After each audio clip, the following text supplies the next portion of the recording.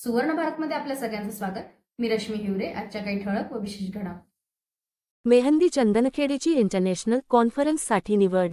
ती दक्षिण कोरियात पोहोचली. भारताचे प्रतिनिधित्व केले मेहंदी चंदनखेडेने.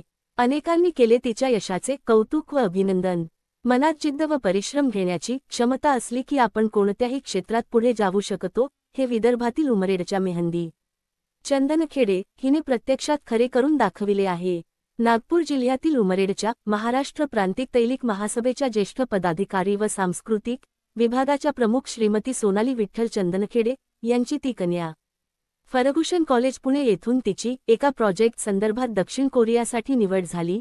भारताचे प्रतिनिधित्व करत ती दक्षिण कोरियात पोहोचली असून तिने तो प्रोजेक्ट आपल्या महाविद्यालयात यशस्वीरित्या पूर्ण केला आहे. त्या प्रोजेक्टच्या प्रेझेंटेशन संदर्भात ती दक्षिण कोरियात गेली आहे. विशेष उल्लेखनीय बाब अशी की तिथे एक इंटरनॅशनल कॉन्फरन्स होती. त्या ठिकाणी 24 देशातल्या विद्यार्थ्यांनी आपला सहभाग नोंदविला होता.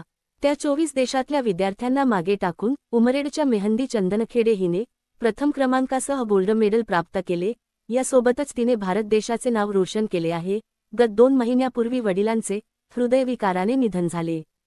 पण कठोर परिश्रमाच्या भरोश्यावर मेहंदीने आपली जिद्द पूर्ण केली. दरम्यान तिच्या या यशस्वी व उल्लेखनीय कामगिरीचे महाराष्ट्रातील नामवंत सहज सुचलनच्या मुख्य मार्गदर्शिका मायाताई कोसरे, अधिवक्ता मेघा धोटे, साधना धकाते, कवयित्री शैला चिमड्यालवार, अधिवक्ता अंजली गुंडावार, संजीवनी धांडे, रंजू मोडक व नलिनी आडपवार यांनी तिचे अभिनंदन करत तिला पुढील वाटचालीसाठी शुभेच्छा दिल्या आहेत.